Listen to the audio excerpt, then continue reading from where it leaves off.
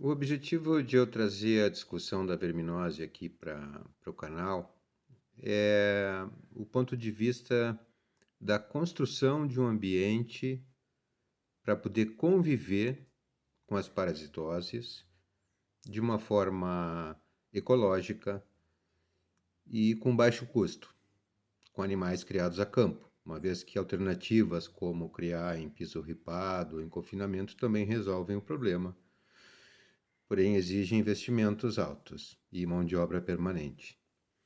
Então, aqui, baseado na nossa experiência, aqui, eu como veterinário, mas tem coisas aqui que estão muito mais vinculadas ao fato de tu estar convivendo com os animais diariamente. Então, é muito mais a ver as decisões em si com ser criador e ser pastor.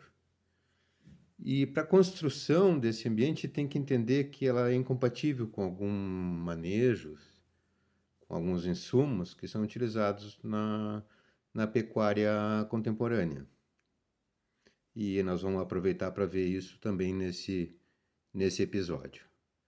Bom, aqui eu trouxe o caso de um cordeiro que teve diarreia.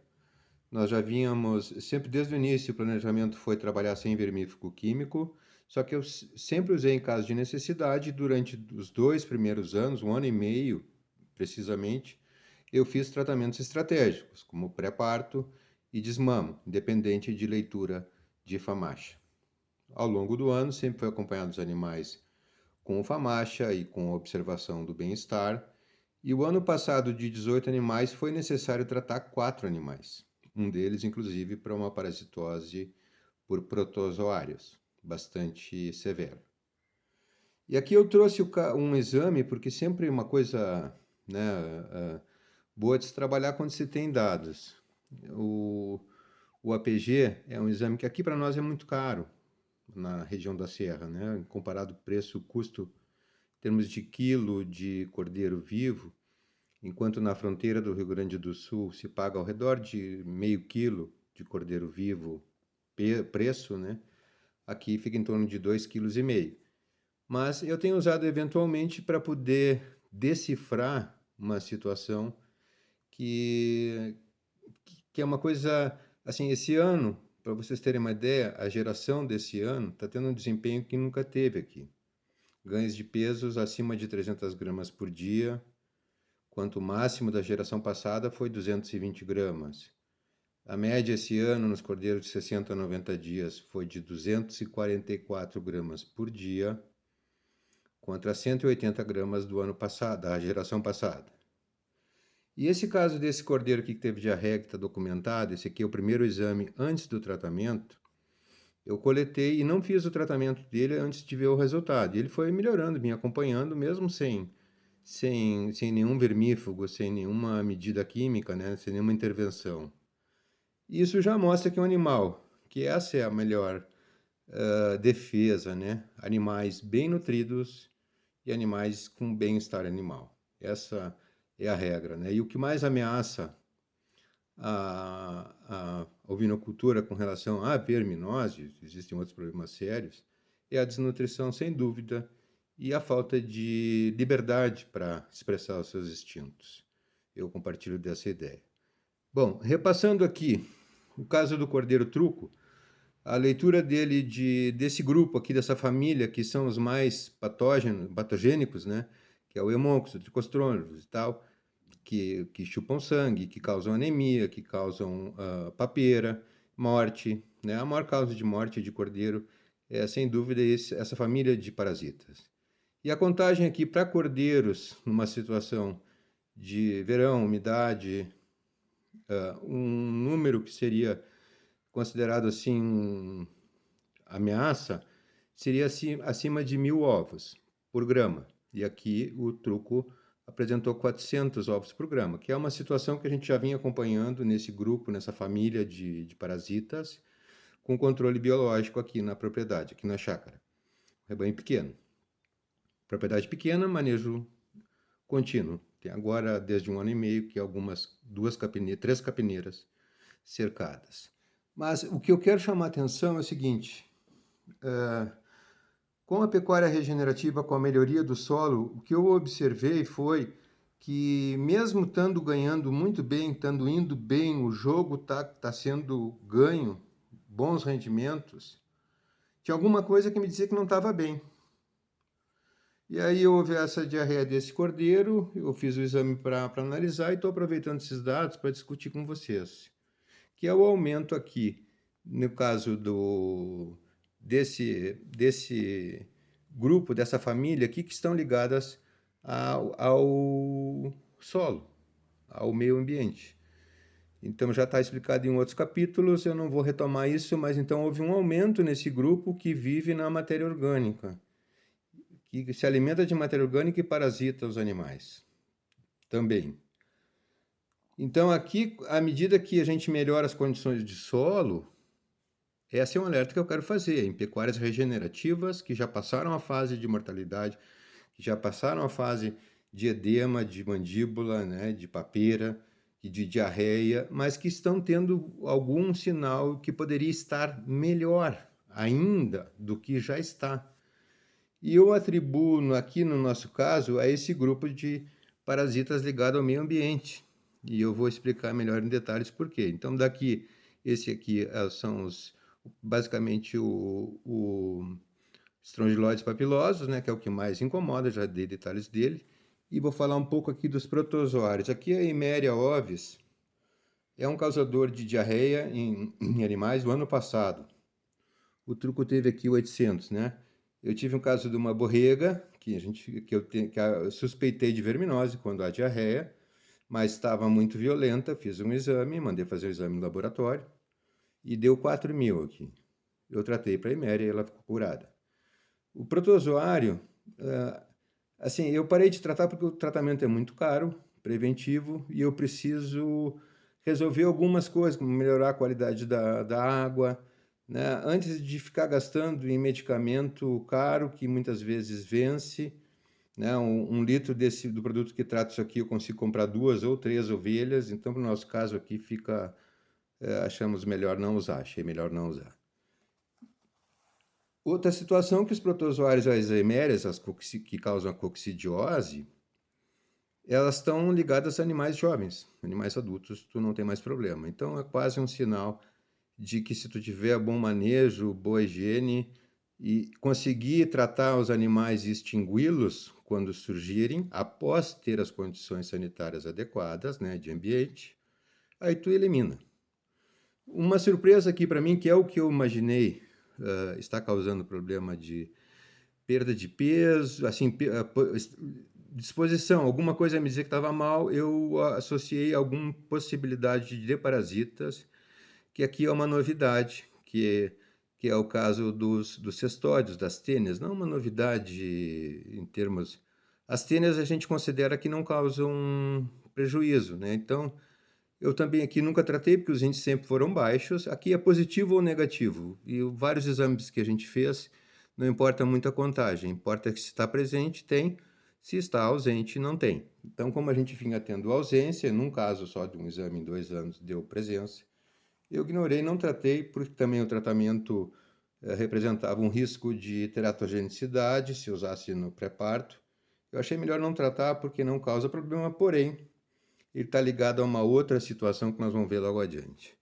E eu quero aproveitar agora aqui para trazer o exame do tratamento que eu fiz no truco. Está meio analógica a coisa aqui. Esse aqui é o exame após o tratamento. Então vocês veem aqui uma redução do grupo mais prejudicial de 400 para 100, 75%. Aqui os do meio ambiente que foram tratados, já vou falar dos vermífugos, uma redução de 1.200 para 100, então acima de 90%. Protozoários não foi tratado, mas mesmo assim teve uma redução, o que eu considero uma cicatrização de mucosa, né, em função da eliminação de parasitas do intestino, que estavam presentes, e a tênia zerou a 100% de eficiência. Isso aqui é uma categoria de parasitas que era muito comum antigamente. aquelas fitas em forma de fita, pedaços de fita, que se chamam os proglotes de tênis, que se encontra no bolo fecal das ovelhas, em vaca também, em cavalo, né, em animais também domésticos. E, e o que eu vi pesquisando que pode ter causado o surgimento das tênias, que está ligado à recuperação do meio ambiente. Primeiro, o que eu usei aqui? Um genérico da moxidectina, do Sidectin, em função de ser um valor bem mais baixo. Esse aqui com o objetivo de tratar basicamente os eumintos do meio ambiente, não afeta as cestódios, né, as tênias, e pegou alguma coisa, como deu para ver, 75% de eficácia no grupo mais perigoso, digamos assim. Recomendo esse produto. Eu não falei dele antes porque eu não havia testado. E o outro foi esse albendazole, barato também, foi 2 tratamentos bem baratos, não são os de referência, né? E com embalagens menores também, que hoje é uma dificuldade de encontrar, que também funcionou 100% para tênia. Então, posso recomendar, após ter visto o resultado, o que eu usei, na dosagem um pouco mais alta que a bula recomenda. O que acontece aqui? A gente tinha essa situação de pomar, essa aqui é uma foto de setembro de 2017, onde dá para ver o pomar, ele era um pomar comercial, então não havia cobertura de solo, como se 90% dos pomares no mundo são assim. Já era um pomar de 30 anos, de caquizeiros, então não havia mais um interesse comercial, né? Normalmente as frutíferas elas têm um ciclo e são renovadas a cada 20, 30 anos. Esse aqui, como perdeu o interesse comercial da propriedade, ficou e foi em cima desse solo de 2017 que nós colocamos as ovelhas para evitar ficar roçando. Aqui eu vou mostrar uma evolução. A primeira atitude foi preenchimento do solo, semente. No inverno veio, que é uma maravilha, essa situação aí, 3 anos depois, era essa maravilha que a gente tinha no mesmo mês, 3 anos depois. Porém, no verão, não havia quase pasto nativo, situação que esse ano nós estamos extraordinariamente bem. Também já divulgado no canal a colocação de lã. Né? Eu tive acesso a uma quantidade enorme de lã, equivalente a mais de 1.000 ovelhas, a tosquia de 1.000 ovelhas, que ia para o lixão, e coloquei. Veio lã suja, e deu uma explosão de matéria seca, produção de pasto, e as ovelhas pastam na volta, tem bastante documentado no canal. Isso aqui, o que aconteceu? Vem uma categoria que está presente na regeneração do solo. São os ácaros. Esses ácaros aqui têm várias espécies nessa família, milhares de espécies. Esses ácaros, eles são hospedeiros intermediários da tênia. Então, esse ácaro, ele só tem em solo que tem vida. É a primeira fase que a gente observa. Quando tu começa a melhorar a matéria orgânica, a palhada, quando o solo tem cheiro. Tenho andado bastante no campo, fazendas no interior, tanto no estado aqui como fora, e a gente vê muito campo morto, não tem cheiro de nada, aí tu não vai ter esse ácaro. Então tu não vai ter tênia, tu não tem um hospedeiro intermediário. E esse ácaro vive anos, pode viver mais de um ano, digo. E como na natureza todo o processo de equilíbrio é esse que a gente tem que buscar, tá? Surgiu esse ácaro como alimento. Qual o próximo passo? Alguém que vai comer esse ácaro. Outra família de ácaro, já bem maior, dessa família Stigmata, Acromesostigmata. Eu já tenho aqui 4, 3 milímetros, aquele outro é menos de 1 milímetro, e esse aqui consome milhares dos ácaros pequenos. Esse é o controle natural da natureza, e para isso a gente precisa compreender. Só que por que eu tratei para tênia? Porque eu sabia que a população de ácaros, aracnídeos, e a primeira coisa começa a explodir. Gente, dentro de casa, a gente tem matado umas aranhas feias aí.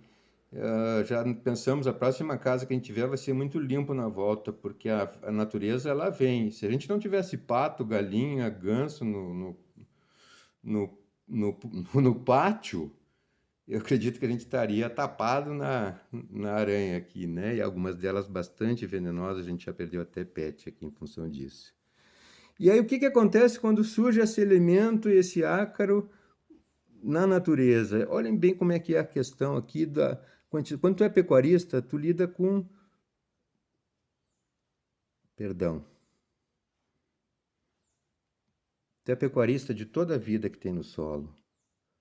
A gente está falando aqui de 15 mil quilos. Esse é um trabalho de uma fundação ecológica da Alemanha e da Fundação Heinrich Böll e de um outro instituto, que isso aqui varia cada dia, mas para vocês terem uma ideia, isso aqui seria em 1 m³ de solo superficial, né? Então varia se esse solo tem 25 centímetros, seria 4 metros quadrados. A quantidade de vida que existe, que come e que se alimenta. Então, por exemplo, enquanto a gente tem aqui em torno de 100 minhocas por m³ de solo, nós temos aqui 100 mil ácaros por m³ de solo. 100 mil ácaros. Parte desses ácaros consomem os nematóides. Parte dele, os nematóides que causam verminose. Espécies de ácaros conhecidas. Havia, inclusive, um inoculante à base desses ácaros. Não sei se está no mercado ainda no Brasil. Então, essa vida toda é que tem que buscar o equilíbrio, e com isso aqui, a gente só consegue esse equilíbrio se a gente preservar a cobertura de solo, se a gente não usar glifosato, não usar adubo químico, se precisar usar em doses mínimas, sabendo que isso tudo não revolveu o solo para manter. Nós somos pecuaristas dessa vida, nós temos 15 toneladas, enquanto a gente tem 500 em cima, 200, 300, 1000 que seja. E toda essa vida precisa se alimentar e ela se equilibra, a gente precisa ter só paciência e intervir quando for necessário, que é o que eu fiz aqui.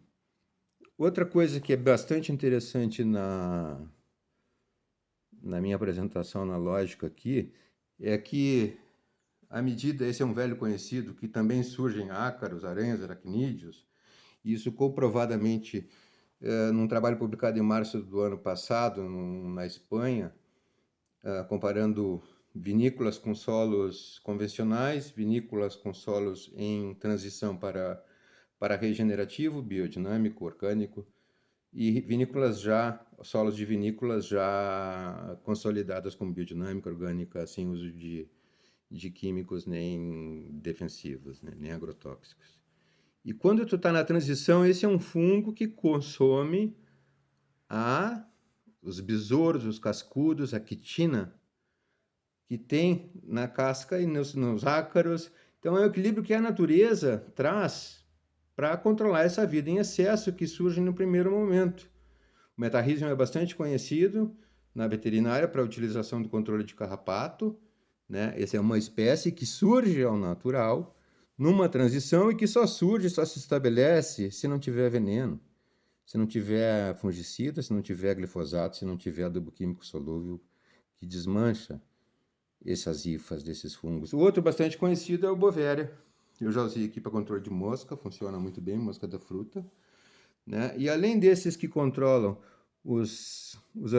a vida com quitina, com essa carapaça, com os ácaros, aracnídeos e toda essa turma aí, nós temos também aqueles que controlam os parasitas. Esse hoje se encontra no mercado para comprar. Eu usei aqui durante 4 anos e conseguimos zerar o primeiro grupo nas ovelhas adultas, após 2 anos de uso contínuo. Eu parei de usar o ano passado, mesmo com o aumento da ameaça com a vinda de lã, né, de fora, com ovos, certamente. Eu acredito que, em função do solo, esse fungo está aqui presente. Ele consome os vermes. Aqui é uma larva, os nematóides redondos, né, os nematóides. Ele consome, ele come. Isso aqui é uma armadilha que ele cria, perfura o parasita, atrai o parasita, perfura e consome ele. Então, esse é um controle biológico, para vocês terem uma ideia. Se a gente tem uma ovelha depositando diariamente 1 milhão, 2 milhões de ovos de eumoncos por dia, eu posso botar no sal ou fornecer para ela diariamente 3, 6 milhões de sementes desse fungo. Ele tem no mercado. Esse fungo também está sendo foi muito estudado e continua sendo na Índia, um país que eu admiro muito, onde eles treinam os produtores a capturar esses fungos no esterco das ovelhas, no bolo fecal, e reproduzir ele, ou de bovinos, ovinos, equinos. Ele controla nematóides de todas as espécies de porco, de galinha, apesar que galinha é mais ovos, né?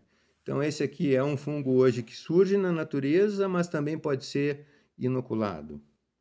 E à medida que tem a verme, ele vai vir, porque esse é o processo. E ele vai se estabelecer se não tiver utilização de agressão, que já citei. Um outro fungo que é bastante conhecido também, esse é utilizado na agricultura, esse aqui tu consegue comprar de diversos laboratórios no Brasil, o Poconia chlamydospora, ele consome ovos. E ele tem uma relação, ao contrário do... Esse aqui tem uma relação simbiótica com as plantas. Ele é um fungo endofítico. Então ele faz uma troca de nutrientes com as plantas, ao mesmo tempo que ele consome os ovos de nematóides. E aqui, principalmente para aviário, isso é importante, a galinha solta, que é transmitido basicamente por ovos. Esse aqui é o fungo que combate essa ameaça. Aqui eu tenho na chácara uma foto de um bolo fecal de ovelha, isso aqui é de fevereiro de 2022. E aqui, ó, isso aqui é uma imagem que foi fornecida pelo laboratório que eu trabalhei, assim, em conjunto, né? Fizemos um trabalho de parceria aqui no Sul. E mostra como fica bem característico a colonização quando tu usa. Esse aqui, no caso, pode ser tanto o Poconia quanto o do Tintonia. Os dois fungos estão nesse produto comercial. Aqui é um aumento quase de uma lupa daquele bolo fecal aqui da chácara. Isso aqui é um mini microscópio. Pô, quando tu vê uma coisa dessa aqui, tu vê que está funcionando. Isso aqui provavelmente é do Tintonia. Provavelmente ele está cheio de armadilha aqui para buscar os parasitas, né? Para consumir eles. E aí eles não vão ter mais ameaça. Aqui não sobra nada. O professor Tiago Galina já uma certa vez mandou também numa coprocultura a filmagem desse fungo consumindo uma larva de nematóide. Então, quando tu tem associação de fungos, um consome as larvas e o outro consome os ovos, tu fecha as portas para tênia, para tudo. E esse é um trabalho que pode ser feito, que a natureza também faz, e que se tu quiser te prevalecer, te beneficiar, tu tem que ter um solo que possa manter essa vida sem agredir. Com cobertura de solo, com um outro assunto que vale a pena falar sobre. Como nosso objetivo aqui é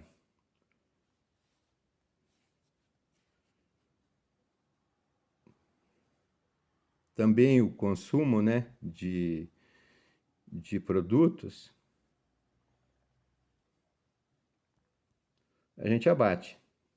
E quando tu tem um produto dessa qualidade aqui, esse aqui é um borrego de 13 meses que rendeu 28 quilos de carcaça crioulo, com uma gordura super saudável, anti-inflamatória, rica em ômega 3. E esse resultado aqui, gente, é com a pecuária, sem utilização de produto químico. Aqui, no momento do abate, quem consome em casa, obrigatoriamente faça um exame da coalheira dos animais que foram para o abate, do intestino. E aí tu vai ter o teu diagnóstico, não precisa nem mandar para o laboratório. Quer produzir comida de qualidade? Busca um caminho que a natureza te oferece. Eu fico à disposição para discutir sobre o assunto, porque isso aqui é interminável. E desejo para vocês que construam nas suas propriedades um caminho de sobrevivência sem depender de grupos do exterior e sem... Deixa esse dinheiro em casa. Trabalha para ti e para tua família. Até mais, gente.